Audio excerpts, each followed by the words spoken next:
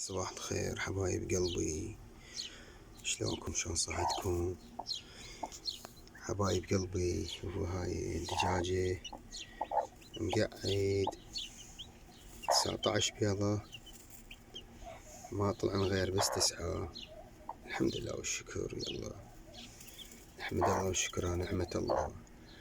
هذني نشوف المختنقات، هذني كلهن مختنقات يا اخوي. شنو السبب قلبي؟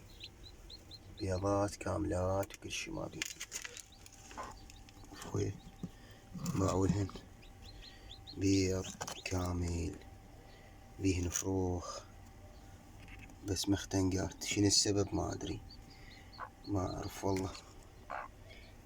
5 مختنقات واليوم ذبيت 2. زين ذن كل مختنقات، وباحة واحد ما طلع نص، وظل نص من عنده ساعته النوب مات. حبايب قلبي هذني البيضات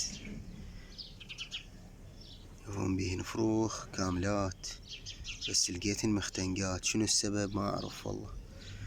يعني عندك ذنيش 5 وذن 2، والبارحة ذبيت 1.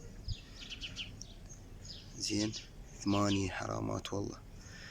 يلا الحمد لله وشكر. طلع عندي يلا 9 و2 فازدات والله. نحمد الله والشكر، الحمد لله والشكر. بس نقول حرامات والله، هذا كاملات والله كلش. يلا الحمد لله والشكر. بس اريد اعرف شنو السبب، يعني دجاجة ما تنام عليهن لو شنو مثلا؟